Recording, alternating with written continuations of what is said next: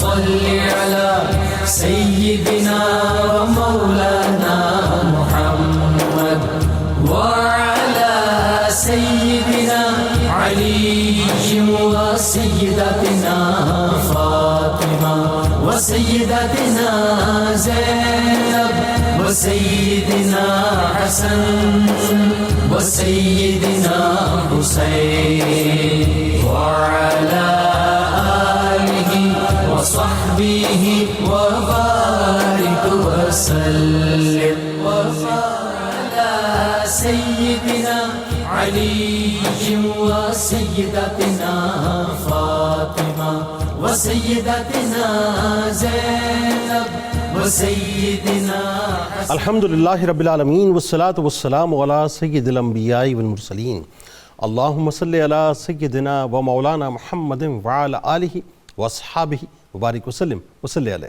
دنیا کے تمام دیکھنے والوں کو، تمام چاہنے والوں کو، تمام پیار کرنے والوں کو، اور جہاں جہاں تک اس وقت میری آواز کو سنا اور مجھے دیکھا جا رہا ہے، جنید اقبال کی جانب سے انتہائی محبت کے ساتھ السلام علیکم. ایک بار پھر ناظرین، آپ کو پر نور صبح میں صبح نور کے ساتھ میں دل کی گہرائیوں سے خوش آمدید کہتا ہوں. اور آئیے بلا توقف چلتے ہیں حضرت ابو انیس محمد برکت علی علیہ رحمہ کی تعلیف اسماء النبی کریم صلی اللہ علیہ وآلہ وسلم سے رسول اللہ صلی اللہ علیہ وآلہ وسلم کا ایک اسم مبارک پڑھنے اور سننے کی سعادت حاصل کرتے ہیں. سیدنا المخبر صلی اللہ علیہ وآلہ وسلم، ہمارے سردار، خوشخبری سنانے والے. درود و سلام بھیجے اللہ آپ صلی اللہ علیہ وآلہ وسلم پر، آپ صلی اللہ علیہ وآلہ وسلم کی آل پاک پر اور صحابہ کرام رضوان اللہ تعالیٰ علیہم اجمعین پر. حضرت ابو سعید خدری رضی اللہ تعالیٰ عنہ سے روایت ہے کہ حضور نبی کریم صلی اللہ علیہ وآلہ نے ارشاد فرمایا کہ جس نے 3 لڑکیوں کی پرورش کی، ان کو تعلیم و تربیت دی، ان کی شادی کی اور شادی کے بعد ان کے ساتھ اس نے سلوک کیا تو اس کے لیے جنت کا اعلان ہے. ناظرین کرام، پاکستان میں رہتے ہیں یا پاکستان سے باہر، ٹاک آف دا ٹاؤن آج موضوع ہم آپ کے سامنے لے کے آ رہے ہیں، اور انتہائی یوں سمجھ لیجئے کہ ریلیونٹ موضوع ہے عورتوں کے حقوق اور اسلامی تعلیمات کے حوالے سے. بات یہ ناظرین کرام، پاکستان ایک اسلامی ملک ہے جہاں قانون صرف اور صرف اللہ کا ہوگا. شخصی آزادی اپنی جگہ، اس کا احترام بھی اپنی جگہ، مگر جب بات شریعت کی آئے گی تو حدود اللہ ہی اصل پیمانہ ہوگا. اسلام کے نزدیک ناظرین، ماں، بہن، بیٹی اور بیوی کے رشتوں میں پروئی ہوئی یہ عورت وہ مقام و مرتبہ رکھتی ہے جس کی کوکھ اولاد آدم کی پیدائش کا ذریعہ اور جس کے قدم اولاد آدم کی جنت کا وسیلہ ہیں. جس کے حقوق کے معاملے میں اس کائنات میں حقوق انسانی کے سب سے بڑے علمبردار، سب سے عظیم علمبردار نبی کریم صلی اللہ علیہ وآلہ وسلم نے نہ صرف ڈرایا ہے بلکہ ان کو حقوق دے کر یہ بھی بتلایا ہے کہ بہتر انسان ہونے کا پیمانہ عورتوں کے حق میں بہتر ہونا ہے. اور کمال یہ ناظرین کہ آج بھی 1450 برس بعد، بڑی اہم ترین بات کرنے جا رہا ہوں صاحب اس وقت میں، 1450 برس بعد کے بھی ناظرین، برطانوی ادارے انشور مائی ٹرپ نے دنیا بھر سے تنہا سفر کرنے والی خواتین کے لیے محفوظ ترین شہر کی جو فہرست جاری کی ہے. آپ کو سن کے حیرت ہوگی کہ اس کے مطابق تنہا خواتین مسافروں کے لیے مدینہ پاک کو دنیا کے محفوظ ترین شہروں میں نمبر 1 قرار دیا ہے. آج بھی پوری دنیا میں مدینہ والی سرکار ہی عورت کے لیے دارالامان ہے. ناظرین کرام، عورت کے حقوق کا نعرہ بڑا ہی دل فریب نعرہ ہے. یہ ایک ایسا جال ہے جس نے ہمیشہ سے عورت کو اپنا شکار بنا کے رکھا ہے. میں عورتوں کے ساتھ زیادتی کا مخالف ہوں، یہ ذہن میں رکھیے گا، لیکن میں عورتوں کے حقوق کا شدید حامی بھی ہوں کیونکہ میرے نبی کریم صلی اللہ علیہ وآلہ وسلم اس کے حامی ہیں.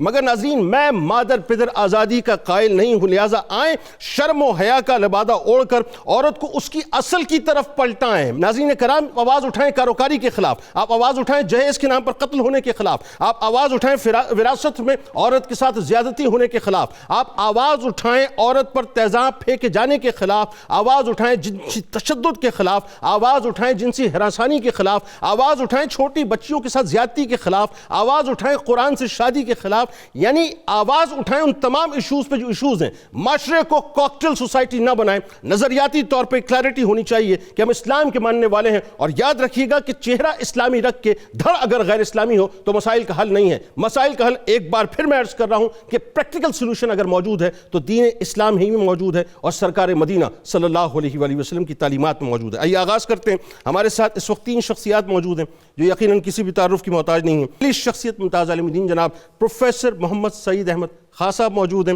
دوسری شخصیت ممتاز عالم دین جناب ڈاکٹر نعیم الدین الازہری صاحب موجود ہیں۔ تیسری شخصیت ممتاز اسکالر جناب ڈاکٹر سید حامد فاروق بخاری صاحب موجود ہیں۔ تینوں احباب کو السلام علیکم، خوش آمدید۔ آغاز کرتے ہیں پروفیسر صاحب آپ سے۔ ظاہر ہے یہ موضوع ایسا ہے اور آپ کو پتہ ہے کہ اس وقت تو جو صورتحال بنی ہوئی ہے پوری دنیا میں، خاص طور پہ دین اسلام سے پہلے جو مجموعی صورتحال عورت کی تھی وہ کیا تھی یہ بتائیے؟ خاص طور پہ جو عرب کا معاشرہ ہے، دیگر معاشروں دیگر مذاہب کی ہم بات کرتے ہیں، وہاں تو بڑی ابتر صورتحال تھی۔ اس عورت کو اگر مقام مرتبہ دیا تو دین اسلام نے دیا، بتائیے ذرا۔ بسم اللہ الرحمن الرحیم، اللہم صلی علی محمد کما تحب و ترضی اللہ۔ بہت شکریہ جنید اقبال صاحب، اللہ تعالیٰ آپ کو ہمت دے۔ آپ نے جس انداز سے ہماری ماؤں بہنوں اور بیٹیوں کے قلب و ضمیر پر دستک دی ہے، اللہ اس میں برکت ڈالے۔ آمین آمین، جزاک اللہ جزاک اللہ۔ حقیقت یہ ہے کہ دنیا کے صفحے میں انسانی تاریخ کی سب سے بڑی سچی کتاب، جامع کتاب، حقائق سے پردہ ہٹانے والی کتاب اگر کوئی ہے تو وہ قرآن حکیم ہے۔ بے شک۔ اب قرآن حکیم کا مطالعہ جو انتہائی جامعیت اور کاملیت کے ساتھ دنیا کے سامنے آتا ہے وہ یہ ہے کہ جس طرح معاشرے میں مرد کی توقیر ہے اسی طرح بلکہ اس سے بڑھ کر عورت کی توقیر ہے۔ بالکل۔ اب جس بات کا آپ نے ذکر کیا کہ اسلام کے آنے سے پہلے ہماری یہ بیٹیاں، ہماری یہ ماہیں، ہماری یہ بہنیں، یہ معزز خواتین کس المیے سے دوچار تھیں، قرآن اس کا نقشہ یوں کھینچتا ہے کہ الذین یتبعون الرسول النبی الامی الذی یجدونہ مکتوبا عندہم فی التوراۃ والانجیل یأمرہم بالمعروف ینہاہم عن المنکر ویحل لہم الطیبات ویحرم علیہم الخبائث ویدع عنہم اسرہم والاغلال التی کانت علیہم۔ کاش آج ہماری بہنوں کو کوئی سمجھا سکتا کہ اسلام کی آمد سے پہلے، رحمت للعالمین کی دنیا میں تشریف آوری سے پہلے یہ کس کرب میں مبتلا تھی، اس کے ساتھ کیا سلوک ہو رہا تھا۔ زین للناس حب الشہوات من النساء کے مطابق مرد کی پوری توجہ اسے اپنی نگاہوں کا ایک مرکز بنانا، اس کو اپنے دل کی تسکین کا سبب بنانا، اسے ہوس پرستی کا ایک شکار بنانا، اس سے بڑھ کر عورت کا معاشرے میں کوئی مقام نہیں تھا۔ درست۔ قرآن کہتا ہے کہ وَإِذَا الْمَوْعُودَةُ سُئِلَتْ بِأَيِّ ذَنبٍ قُتِلَتْ۔ اللہ تعالیٰ فرماتے ہیں کہ ہم قیامت کے دن ان لوگوں سے پوچھیں گے کہ آخر ہم ان بیٹیوں کا، ان بہنوں کا قصور کیا تھا کہ انہیں ان کی گردنیں اڑا دی جاتی تھی، انہیں زندہ درگور کر دیا جاتا تھا۔ عرب معاشرہ بالخصوص اور دنیا کی تمام اس وقت کی متمدن قومیں کہلانے والی عورت کے معاملے میں جس ظلم اور بربریت کا مظاہرہ کر رہی تھیں اس کا آج ہماری بیٹی کو، ہماری ماں کو علم ہی نہیں ہے۔ بالکل یہی بات ہے۔ ان کے سامنے رحمت للعالمین صلی اللہ علیہ وسلم کی رحمت سے معمور انسانیت کا چمکتا دمکتا خوبصورت چہرہ اگر آ جائے تو ہماری کوئی بھی بیٹی اس بات کو گوارا نہ کرے کہ وہ عورتوں کے متعلق اس طرح کا تصور بھی کر سکے کہ ان کو اس اذیت سے گزارا جائے۔ ہم یہ دیکھتے ہیں کہ عرب معاشرے میں عورت کا مقام یہ تھا کہ وہ باعث ننگ و عار تھی، اور اس سے پہلے اگر آپ دیکھیں تو معاشرتی زندگی میں جو میلے منعقد کیے جاتے تھے وہ ایسے ہی مردوں کی اس جنسی تسکین کا سبب بنانے کے لیے عورتوں کو اس میلے کی زینت بنایا جاتا تھا۔ لیکن بالخصوص جہاں نبی رحمت صلی اللہ علیہ وسلم نے آ کر انسانیت اور احترام آدمیت کو وہ شرف بخشا جو ہمیشہ کے لیے انسان کو عزت دیتا رہے گا، وہاں آپ صلی اللہ علیہ وسلم نے عورت کے لیے ماں، بیٹی، بہن کے تقدس کے طور پر اس انداز میں اس کو معاشرے کے سامنے رکھا کہ لوگ بیٹیاں پیدا ہونے پر اللہ کی رحمت کے منتظر ہونے لگے، اس کو رحمت جاننے لگے، اس کو عزت کا نشان دینے لگے۔ قرآن کہتا ہے اذا بشر احدهم بالانثى ظل وجهه مسودا وهو كظيم، کہ جب کسی کو بتایا جاتا تیرے ہاں بیٹی پیدا ہوئی ہے تو قرآن کہہ رہا ہے اس کا چہرہ سیاہ ہو جاتا، لوگوں سے چھپتا پھرتا کہ میں کیا کہوں کہ میرے ہاں بیٹی پیدا ہوئی۔ ڈاکٹر صاحب دیکھیں یہ دیگر مذاہب کے بارے میں بھی پروفیسر صاحب نے جو ایک سناپسس دیے، ظاہر عرب کے معاشرے کی جو صورتحال تھی وہ انتہائی بدترین تھی. اب سرکار مدینہ صلی اللہ علیہ وآلہ وسلم کی جب ظاہری بعثت ہوتی ہے تو ظاہر ہے پھر قرآن اور حدیث کی صورت میں، اور سرکار علیہ السلام نے جو پریکٹیکلی ظاہر ہے وہ بتایا، اس پہ ہم آگے جا کے بات کرتے ہیں، لیکن خاص طور پہ جو ورڈکٹ ہے اللہ کا عورتوں کے بارے میں اور احادیث میں سرکار علیہ السلام نے جو ورڈکٹ دیا ہے، میں چاہتا ہوں ذرا ان کے حقوق کو کس انداز سے واضح کیا ہے، بتائیے تھوڑا سا. یہ عورت تو کچھ تھی نہیں اس وقت. جی بسم اللہ الرحمن الرحیم. بہت اہم اور خوبصورت ڈسکشن جاری ہے، اور عورت کے مسائل کے حوالے سے اور اسلام کس نظر سے خواتین کو دیکھتا ہے، اس پہ ہم بات کر رہے ہیں کہ من عمل صالحا من ذکر او انثی وهو مؤمن فلنحیینہ حیاتا طیبہ، کہ اللہ رب العزت کسی بھی ذات پات کی وجہ سے فیصلہ نہیں کرتا، جنس کی وجہ سے فیصلہ نہیں کرتا. ہمارے پاس چاہے کوئی مرد آئے کوئی عورت آئے، جو بھی خالص دل کے ساتھ اللہ کا ذکر کرے گا اور ایمان اختیار کرے گا، فرمایا وہ ذکر ہو یعنی وہ چاہے مذکر ہو یا مؤنث ہو، مرد ہو یا عورت ہو، اللہ رب العزت فرماتا ہے ہم اسے اچھی زندگی عطا فرماتے ہیں اور اس کے لیے کامیابی کی راہیں کھول دیتے ہیں. اسی طرح ایک اور آیت میں اللہ رب العزت نے ارشاد فرمایا للرجال نصیب مما اکتسبوا وللنساء نصیب مما اکتسبن، کہ مردوں کے لیے حصہ ہے جو وہ کمائیں، جو وہ کوشش کریں، ان کو ان کی کوشش کے مطابق ملے گا. اور ساتھ ہی فرمایا للنساء نصیب مما اکتسبن، اور خواتین جو کوشش کریں گی ان کی کوشش کے مطابق ان کو ملے گا.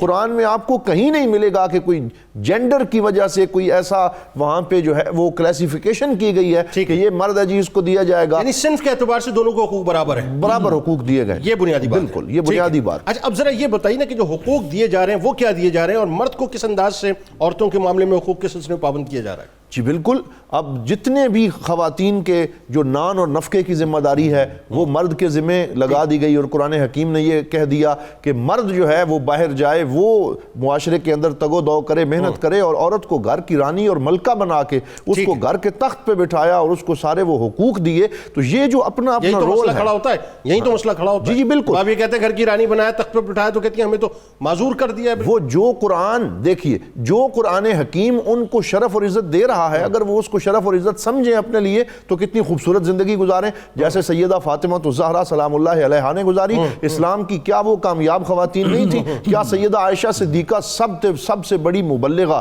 اور فقیہ امت نہیں تھی، جنہوں نے خواتین میں سب سے زیادہ احادیث امت تک پہنچائی ہیں اور احادیث کو روایت کیا ہے؟ تو یہ بہت ہمارے اچھا یہ تو صحابیات پہ تم بات کرتے ہیں، مجھے پہلے یہ بتائیے نا کہ حقوق کے معاملے میں کیا بتلایا سرکار علیہ السلام نے؟ جی میں مزید کیسے ڈرائے یہ بتائیے. عرض کر رہا ہوں کہ حضور نبی رحمت صلی اللہ علیہ وسلم نے ارشاد فرمایا ایک حدیث پاک میں، فرمایا جو تم میں سے بازار جائے اور شاپنگ کرنے کے لیے جائے، خریداری کرنے کے لیے جائے، اور وہاں سے اشیاء کو خریدے اور پھر واپس آئے تو بعض چیزیں صرف اپنی بیٹیوں کے لیے لے اور آ کے بیٹیوں سے کہے میں یہ آپ کے لیے لے کے آیا ہوں، فرمایا اللہ تعالیٰ اسے رحمت کی نظر سے دیکھتا ہے. اور وہ جو اسلام سے پہلے یہ تھا کہ بچی کو زندہ درگور کیا جاتا تھا، قرآن نے اس کو بڑی اس کی مذمت فرمائی.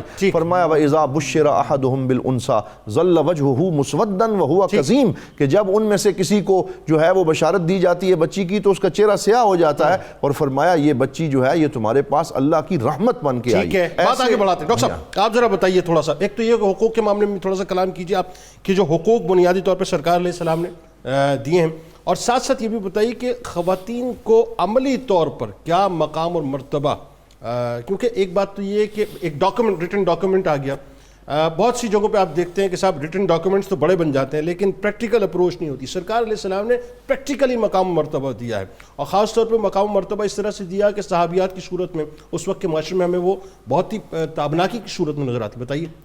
بسم اللہ الرحمن الرحیم. جنید بھائی پہلے تو آپ کو مبارکباد کہ آپ نے بہت شاندار انٹرو دیا اس اہم ترین موضوع پہ، اللہ رب العزت اسے قبول فرمائے. اور میں یہ عرض کرنا چاہوں گا کہ آکسفورڈ یونیورسٹی کے سینٹر آف اسلامک سٹڈیز میں گفتگو کرتے ہوئے آج سے کچھ عرصہ پہلے شہزادہ چارلس نے یہ کہا تھا کہ چند دہائیاں قبل میری دادی کو بھی جو حقوق حاصل نہیں تھے، اسلام نے 1400 سال پہلے واہ واہ کیا اچھا ریفرنس آپ نے دیا. واہ تو اس لیے یہ چیزیں بالکل واضح ہیں. وہ بھی جانتے ہیں جن کے نقش قدم پہ ہم چلنا چاہتے ہیں, وہ بھی یہ جانتے ہیں کہ حقیقت کیا ہے. دیکھیے رسول اکرم صلی اللہ علیہ وسلم نے عملی طور پہ بیٹی کو بھی حق دیا. جناب زہرا پاک تشریف لاتی ہیں, آقا کھڑے ہو جاتے ہیں. یہ اس ماحول میں جہاں بیٹیوں کو زندہ درگور کیا جاتا ہے, اس تناظر میں سے سمجھنے کی ضرورت ہے. 1400 سال بعد سمجھیں گے تو شاید اس طرح ہم سمجھ نہ پائیں. اس ماحول میں میرے آقا کھڑے ہو جاتے, اپنی مسند پہ بٹھاتے.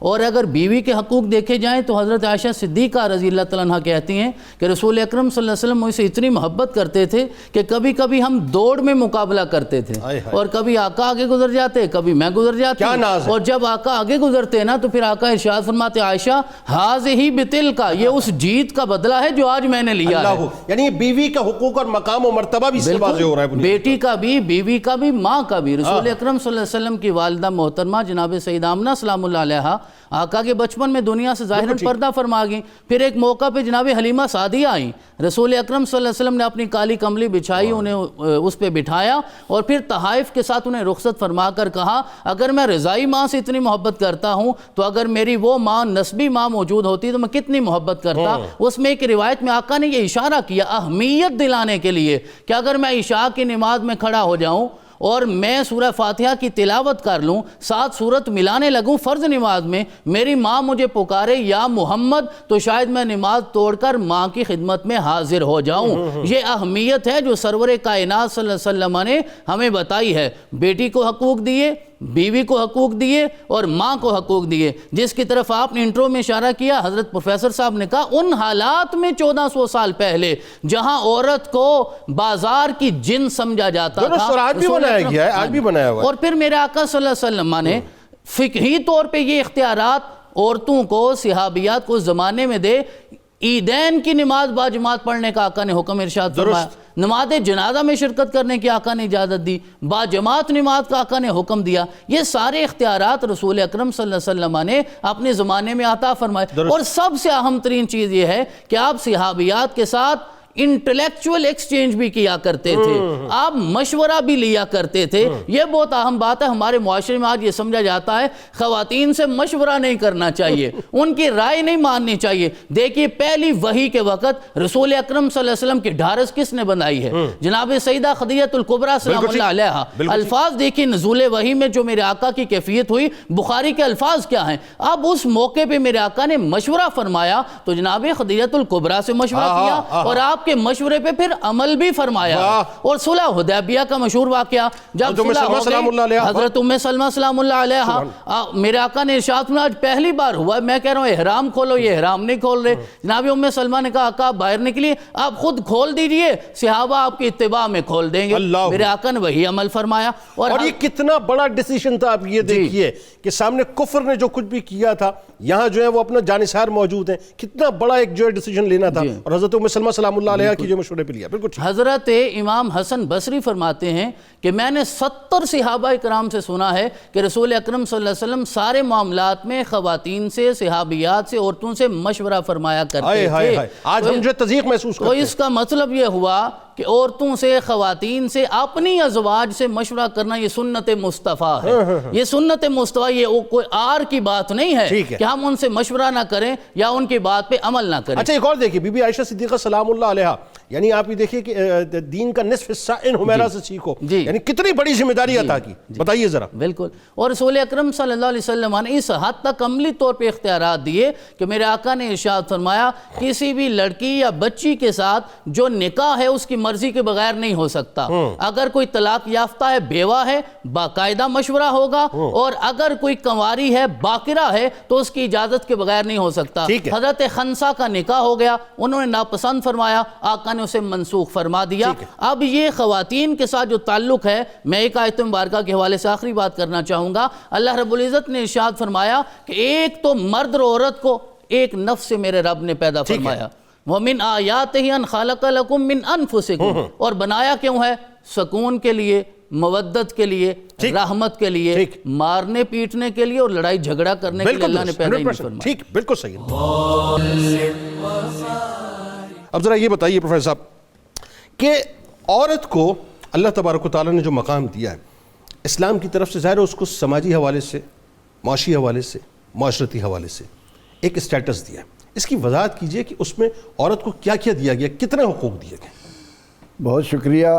جب ہم قرآن کریم کا مطالعہ کرتے ہیں تو وہ ہمیں بتاتا ہے کہ نسل انسانی کی بقا اور استحکام کے لیے جتنا حصہ مرد کا ہے اتنا ہی عورت کا ہے. درست. انا خلقناکم من ذکر و انثی, ہم نے تمہیں ایک مرد اور ایک عورت سے بنایا. درست. اور یہ سٹیٹس دے کر اللہ تعالیٰ نے عورتوں کے بارے میں مردوں کو حکم دیا کہ عاشروہن بالمعروف, ان کے ساتھ بھلے طریقے سے پیش آؤ. پھر حکم دیا وَلَهُنَّ مِثْلُ الَّذِي عَلَيْهِنَّ بِالْمَعْرُوف, مردوں کے جو حقوق ہیں بے عین ہی وہی حقوق عورت کے ہیں, ان کو برابری دے دی. ٹھیک ہے. اب سماج میں آ کر آج ہم جس جانب بڑھ رہے ہیں وہ تو زمانہ جاہلیت میں موجود تھا. بالکل ٹھیک ہے. ان کے سامنے وہ نقشہ رکھا جائے کہ جب اسلام آیا تو اس وقت عورت انہی چیزوں میں مبتلا تھی جس کی وجہ سے وہ ذلت اور رسوائی سے بلکہ اس کی ڈیجیٹلائز فارم جو ہے آج ہے, یوں کہہ لیجیے. نبی اکرم رحمت عالم صلی اللہ علیہ وسلم نے عورتوں کو شقائق اور رجال قرار دیا کہ یہ تمہارے دل کا ٹکڑا ہیں, ان کا ہر حال میں خیال رکھنا. درست. آپ صلی اللہ علیہ وسلم نے دنیا کو یہ پیغام دیا کہ فاتقوا اللہ فی النساء, عورتوں کے حقوق کے بارے میں اللہ تعالیٰ کے تقوی اور اس کے خوف کو اپنے سامنے ہر حال میں رکھنا ہے. پھر ہم یہ دیکھتے ہیں کہ معاشرتی طور پر پیغمبر رحمت صلی اللہ علیہ وسلم نے کہیں بھی امتیاز نہیں کیا کہ عورت یہ محسوس کرے کہ وہ مرد کے مقابلے میں کم ہے. بتائیے ذرا سماجی حوالے سے, معاشی حوالے سے, معاشرتی حوالے سے کیا کیا دیا عورت کو. نبی رحمت صلی اللہ تعالیٰ علیہ وسلم نے ازواج مطہرات کو معاشی طور پر نہیں روکا. ٹھیک ہے. امہات المومنین کوئی کھالوں کو رنگ رہی ہیں, کوئی کاروبار کر رہی ہیں, تجارت کر رہی ہیں, ان کو منع نہیں کیا, باؤنڈری نہیں لگائی, باؤنڈری نہیں ڈالی. باؤنڈری اگر ہے تو صرف یہ کہ عورت اس انداز میں معاشرے کا کھلونا نہ بنے کہ اس کے جسم کے اعضاء مردوں کے لیے باعث توجہ بن جائے. لیکن اگر وہ یہ کہے میرا جسم میری مرضی ہے, پھر کیا کیا جائے؟ اس کا مطلب یہ تو جاہلیت میں موجود تھا. بالکل ٹھیک. وہ بن سنور کر اسی طرح سے ایک ایک عضو کے نمایاں کر کے وہ معاشرے میں آتی ہیں اور خوش ہوتی ہیں کہ ہمیں دیکھا جا رہا ہے اور ہم ان کے لیے ایک ہوسناکی کا سبب بن رہی ہیں. ٹھیک.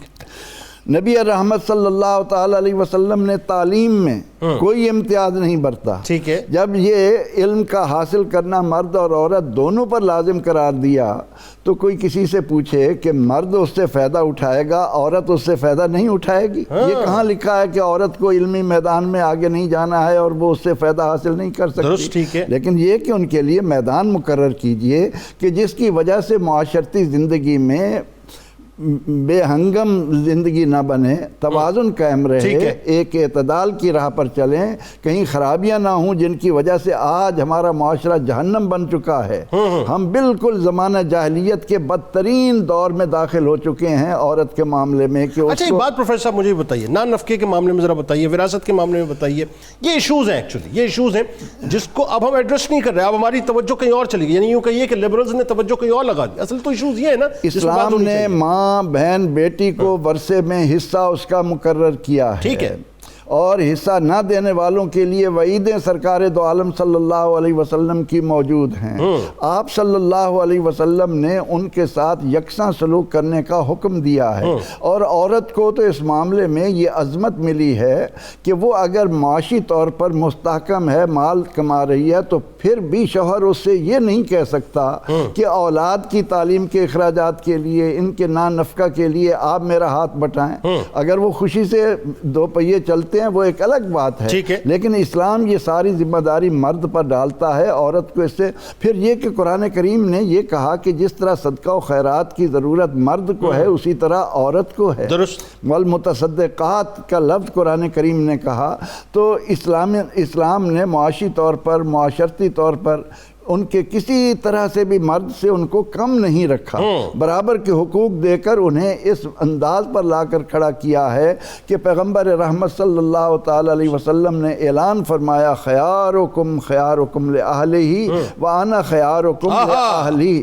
مجھے دیکھو کہ میں کس انداز سے، اور یہ جو آپ فرما رہے تھے تم میں سب سے بہتر وہ ہیں جو مطلب جو عورتوں میں تم میں سب سے بہتر، سب سے بڑھ کر اپنے عورتوں کے ساتھ اچھا سلوک کرنے والا ہوں. تو نبی اکرم رحمت عالم صلی اللہ علیہ وسلم نے معاشرتی طور پر ان کو کسی مقام پر بھی اس بات کی اجازت نہیں دی کہ مرد ان کو اپنے سے کم تر سمجھیں، مرد ان کے اوپر ظلم کریں. فاتقوا اللہ فی النساء کے کلمات کو اگر آپ دیکھیں کہ اللہ کا تقوی اختیار کرو، تو آپ صلی اللہ علیہ وسلم نے عورتوں کو میدان جنگ میں خدمات کی اجازت دی. یہ دیکھیں نا آپ، یعنی ان کے لیے میدان متعین کیے کہ یہ مرہم پٹی کے لیے آئیں، ان کو پانی پلائیں، قیدیوں کو ان کے ساتھ حسن سلوک سے پیش آئیں. اللہ تعالیٰ کے نبی علیہ السلام نے بازار میں اگر کوئی عورت دکانداری کر رہی ہے تو اس کو منع نہیں کیا کہ تم دکان، لیکن یہ کہ حدود کا تعین کیا کہ اصل چیز یہ ہے کہ مرد اور عورت اپنی شناخت کو قائم رکھ کر معاشرتی طور پر، سماجی لحاظ سے اور معاشی اپنے سیاسی طور پر آگے آئیں. مرد اور عورت کا امتیاز اگر مٹا دو گے تو معاشرتی طور پر جو فساد آئے گا، اسی سے تو آج ہم پاکستان کے طور پر پوری دنیا میں بدنام کیوں ہو رہے ہیں. ٹھیک، بچیوں پر ظلم کیوں ہو رہا ہے، عورتوں کی عزت اور عظمت کیوں کم ہو رہی ہے. عورتیں بات بات پر ان کا کتنے واقعات عدالت میں چل رہے ہیں، اخبارات میں آپ کے سامنے خبریں آ رہی ہیں. ان تمام تر برائیوں سے بچنے کے لیے اسلام نے عورت کے لیے جو ایک وسعت دی ہے، اسی انداز میں آپ چلیں. عورت مرد کے برابر مرتبہ حاصل کرے گی، مرد کے برابر معاشی طور پر آگے بڑھے گی، سیاسی میدان میں حصہ لے گی. اس کے لیے تمام میدان اسلام نے واضح کیے ہیں. اچھا، اب اس میں ڈاکٹر صاحب ایک بات بتائیے، جیسے یہ بات بالکل طے شدہ ہے کہ عورت کو اللہ تبارک و تعالیٰ نے اور سرکار مدینہ صلی اللہ علیہ وآلہ وسلم نے اتنا، بلکہ میں ایک جملہ اگر ادا کروں تو شاید ہو سکتا ہے یہ قابل گرفت نہ ہو، کہ جو آزادی سرٹن باؤنڈری میں اسلام نے عورت کو دی ہے، اس سے بہتر آزادی کسی اور جگہ اسلام مطلب جو کسی اور مذہب نے عورت کو دی نہیں. جو شتر بے مہاری یعنی آزادی کے نام پر وہ جو نعروں میں نظر آتی ہے، اسلام کا تمسخر بنایا جاتا ہے، آپ کے ریچولز کا تمسخر بنایا جاتا ہے. معاذ اللہ یہاں تک کہا گیا کہ نکاح کی کوئی اہمیت نہیں، کوئی حیثیت نہیں. قرآن کی آیات کو جو مس انٹرپریٹ کیا گیا. کیا ایجنڈا ہے، کیا سمجھ رہے ہیں کہ ہو کیا رہا ہے؟ اصل میں جنید صاحب بات یہ ہے کہ میں اس حوالے سے 3 بنیادی باتیں عرض کرنا چاہوں گا کہ جو کسی بھی تحریک کو اگر آپ نے جاننا ہو تو اس کے سلوگنز اور اس کے نعروں سے ہی اس کو جانا جا سکتا ہے. بالکل ٹھیک. اب قرآن واضح طور پہ کہہ رہا ہے، اور یہ ملک اسلام کے نام پہ بنا ہے. قرآن کہہ رہا ہے وَقَرْنَ فِي بُيُوتِكُنَّ وَلَا تَبَرَّجْنَ تَبَرُّجَ الْجَاهِلِيَّةِ الْأُولَىٰ، کہ اپنے گھروں کے اندر رہو اور دور جاہلیت والا جو ایک فیشن ہے وہ نہ کرو. آخری بات اس حوالے سے میں یہ کرنا چاہوں گا کہ ہمارے پاس الحمدللہ ایک سالڈ بنیاد موجود ہے، اور وہ بنیاد قرآن ہے، اور وہ بنیاد کانسٹیٹیوشن آف پاکستان ہے. اور کانسٹیٹیوشن آف پاکستان کا جو پریمبل ہے وہ آبجیکٹیو ریزولوشن ہے، وہ قرارداد مقاصد ہے. اور ہمارے آئین اور کانسٹیٹیوشن کے آرٹیکل 2 کے اندر یہ لکھا ہوا ہے کہ یہ صرف پریمبل نہیں ہوگا بلکہ یہ کانسٹیٹیوشن کا ایکٹیو پارٹ ہوگا، اور اسلامی اقدار کو اس ملک میں فروغ دیا جائے گا. اب دیکھیں، آئین جو ہے وہ کسی بھی ملک کے اندر آگے بڑھنے کا ایک راستہ ہوتا ہے، اور اس آئین کو آپ بائی پاس کر کے کبھی بھی آگے نہیں جا سکتے. میرا آئین اس بات پہ قدغن لگاتا ہے کہ میں کیا پہنوں کیا نہ پہنوں. نہیں، آئین ہمیں ایک اصول مہیا کرتا ہے. آئین ہمیں یہ کہتا ہے کہ اس ملک کے اندر کوئی بھی خلاف شرع قانون نہیں بن سکے گا، اور اسلامی اقدار اور اسلامی کلچر کو یہاں پہ پروموٹ کیا جائے گا. تو ایسا لباس پہننا یہ اسلامی کلچر کی دجیاں، یہ اس کی دجیاں جو ہے وہ بکھیرنے کی طرح ہے. کیا اس لیے تقدیر نے چنوائے تھے تنکے کہ بن جائے نشیمن تو کوئی آگ لگا دے. قائد اعظم محمد علی جناح نے واضح طور پر جنید صاحب یہ فرمایا تھا کہ اس ملک کا آئین قرآن ہوگا، اور قرآن پاک کے جو اصول ہیں وہ اس ملک کا کانسٹیٹیوشن ہوگا. آخر میں یہ بتائیے، آج ہمارے معاشرے میں اب چونکہ جو ایشوز ہیں اس پہ ذرا سا بات کر لیتے ہیں. یہ ہیں اصل ایشوز جس پہ بات ہونی چاہیے. اور میرا ماننا یہ ہے کہ ظاہر ہے وہی بات ہے کہ صحیح طور سے چونکہ ہم نے اسلام کی روح کو امپلیمنٹ نہیں کیا تو مسائل ہیں. کاروکاری کے نام پر، جہیز کے نام پر، قرآن سے شادی کے نام پر، جنسی ہراسانی کے نام پر، وراثت میں حق نہ دینے کے نام پر، چھوٹی عمر کی شادیوں کے نام پر. یہ عورتوں کے مسائل تو اپنی جگہ موجود ہیں نا، کہیں نہیں، خال خال تو موجود ہیں. ایسا نہیں کہ پورا معاشرہ اس کی لپیٹ میں ہے، لیکن وہی بات ہے جہاں موجود ہیں اب وہ ایڈریس ہونے کی بجائے ہماری توجہ کہیں اور چلی گئی. بتائیے. جنید بھائی، گزارش یہ ہے کہ خواتین اگر اپنی حقوق کی جنگ میں کسی عہدے تک بھی پہنچنا چاہیں تو جس وطن میں ہم بیٹھے ہیں وہ محترمہ بینظیر بھٹو 2 مرتبہ تو وزیر اعظم رہی ہیں. ابھی ہم کیسے کہہ سکتے ہیں کہ پاکستان میں خواتین کو حق نہیں ملتا؟ بالکل ٹھیک. آپ میں صلاحیتیں ہوں گی تو آپ کو ملے گا. ٹھیک ہے. ابھی ملٹری کے میڈیکل کور میں لیفٹیننٹ جنرل وہ جو نگار جوہر ہیں وہ پاکستان کی تاریخ کا پہلا واقعہ. کیا زبردست مثال آپ نے دی ہے. واہ کیا زبردست مثال. بے نظیر تو خود بے نظیر ہے. تو مطلب یہ کہ ایسی مثالیں موجود ہیں. آپ اگر اس وطن میں آگے بڑھنا چاہیں عزت احترام کے ساتھ تو آپ کو عہدہ. اور آپ فورسز کی جو آپ مثال دے رہے ہیں، فورسز میں آپ دیکھیے کہ اس وقت ایک مطلب ایک ٹھیک ٹھاک ریشو جو ہے خواتین کا آ چکا ہے اور وہ باقاعدہ مطلب بہت اچھے انداز سے پرفارم کر رہے ہیں. اور لیفٹیننٹ جنرل کے عہدے تک پہلی بار ہوا اور وہاں تک پہلا واقعہ. بالکل ٹھیک ہے. بلکہ آپ سر سپریم کورٹ میں بھی آپ دیکھیں سینئر جج کے طور پہ جو مطلب عائشہ کیا نام ہے ان کا، عائشہ صاحبہ غالباً نام ہے ان کا، وہ بھی مطلب ڈپیوٹ ہوئی. ہاں جی بالکل ایسا ہی ہے. اور دوسری بات یہ ہے کہ خواتین اپنے حق کی بات کریں، اسلام نے روکا نہیں، لیکن دلیل چاہیے. شائستگی کے ساتھ آپ نے بات کرنی ہے اور حیا کے ساتھ بات کرنی ہے. امیر المومنین جناب عمر کے سامنے بات نہیں کی کسی خاتون نے اپنے حق میں. وہ جہیز کا کتنا مشہور واقعہ تو روکا تو نہیں. حضرت عمر نے کہا نہیں تمہاری بات ٹھیک ہے، آپ نے اسے تسلیم کیا. جس کے رستے سے شیطان بھاگ جائے اس نے بھی بات سنی ہے. لیکن آپ کو بات کرنے کا سلیقہ آنا چاہیے، جرأت اور حوصلے کے ساتھ بات کرنی چاہیے. بے حیائی کے ساتھ بات تو تسلیم نہیں کی جائے گی. بلکہ اگر فرش پہ بیٹھ کے خاتون دلیل کے ساتھ بات کرے تو عرش پہ میرا خدا بھی سنتا ہے. یہ سورہ مجادلہ کی پہلی آیت جو نازل ہوئی ہے وہ حضرت خولہ بنت ثعلبہ کے لیے ہے، جو حضرت ثابت بن اوس جو انصاری ہیں ان کی زوجہ ہیں، اور ان کا جھگڑا زہار کا معاملہ ہو گیا تھا. رسول اکرم کی بارگاہ میں وہ اپنا معاملہ لے کر آئیں. میرے آقا خاموش ہو گئے تو قد سمع اللہ قول اللاتی تجادلک فی زوجہا، یہ آیات نازل ہو گئیں. اور یہی حضرت خولہ امیر المومنین جناب عمر کے زمانے میں ایک مرتبہ کسی معاملے میں آپ کے سامنے آ گئیں اور حضرت عمر کے ساتھیوں کو غصہ آیا کہ یہ امیر المومنین کے ساتھ کیوں الجھ رہی ہیں. آپ نے فرمایا نہیں، انہیں جواب نہیں دینا، ان کی بات تو عرش پہ میرا خدا بھی سنتا ہے تو عمر کیوں نہیں سنے گا. تو خواتین اگر دلائل کے ساتھ بات کریں گے تو میرا رب بھی سنتا ہے، رسول خدا بھی سنتے ہیں، امیر المومنین بھی سنتے ہیں اور آئین پاکستان بھی سنتا ہے. اب یہ بتائیے جو مسائل پاکستان میں ہیں، جنون مسائل جو عورتوں کو جو میں نے ابھی آپ کے سامنے سوال کی صورت میں رکھے ہیں، ان کے بارے میں بتائیے کہ ان کا حل کیا ہے. جنید بھائی گزارش یہ ہے کہ یہ مسائل تو ہیں اور آپ نے ایک لفظ بولا کہ یہ خال خال ہیں، یعنی جتنا اسے پراپوگیٹ کیا جاتا ہے اتنے مسائل نہیں ہیں.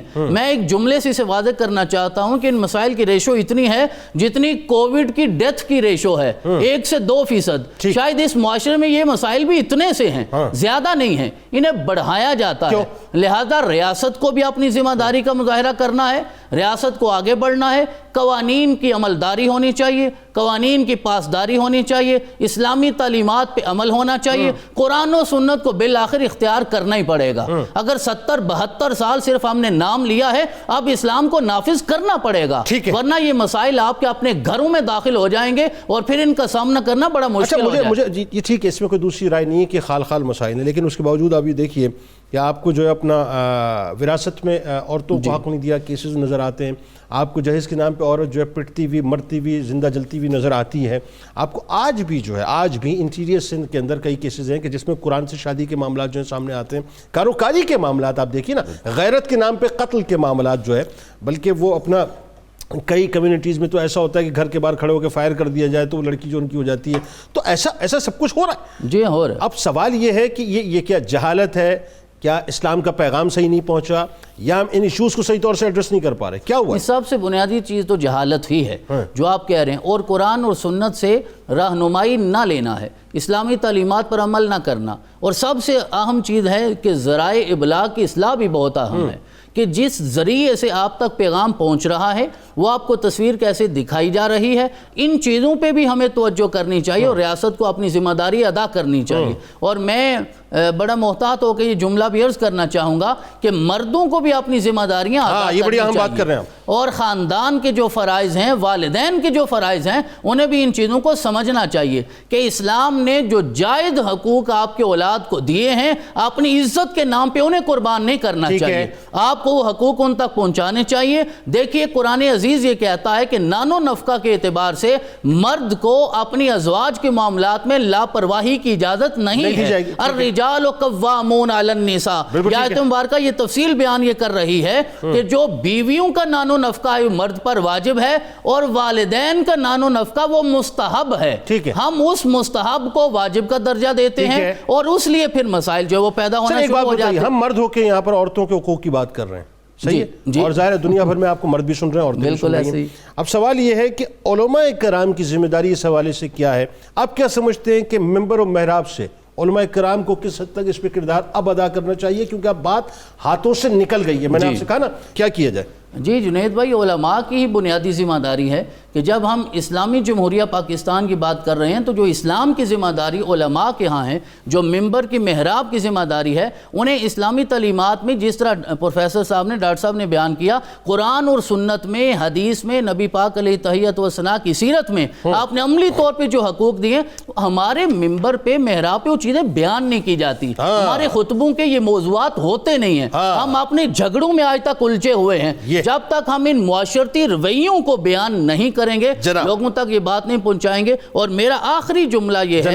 اور یہ مردوں کے نام یہ ہے، کہ اسلام نے خواتین کو انفرادی ملکیت کا بھی حق دیا ہے۔ رسول اکرم علیہ تحیت و ثنا کے زمانے میں صحابیات باغوں کی مالک بھی ہوا کرتی تھی، اور رسول اکرم صلی اللہ علیہ وسلم اسے پسند بھی فرماتے تھے۔ اور جو آیت ڈاکٹر صاحب نے پڑھی، وَأَقِمْنَ الصَّلَاةَ وَآتِينَ الزَّكَاةَ وَأَطِيعْنَ اللَّهَ وَرَسُولَهُ، اس میں اللہ تعالیٰ نے خواتین کو زکوٰۃ دینے کا حکم دیا۔ زکوٰۃ اسی پہ لازم ہوتی ہے جو صاحب استطاعت ہوتا ہے، جو صاحب نصاب ہوتا ہے۔ تو بہرحال یہ کہ یہ ساری چیزیں موجود ہیں، اللہ عمل کی توفیق عطا فرمائے۔ بالکل، آپ تینوں آپ کو بہت شکریہ، آپ تشریف لائے۔ ناظرین کرام، کتاب الشفا کی جانب سورہ یوسف کی فضیلت آپ کو بتلاتے ہیں۔ فرمان نبوی صلی اللہ علیہ وآلہ وسلم کہ اپنے گھر والوں، ماتحتوں اور خادموں کو سورہ یوسف سکھاؤ، کیونکہ جو شخص اس سورت کے پڑھنے کا معمول بنائے گا، اللہ تبارک و تعالیٰ اس کے موت کے مراحل کو آسان فرمائے گا اور ہر مصیبت و پریشانی دور ہو جائے گی انشاءاللہ۔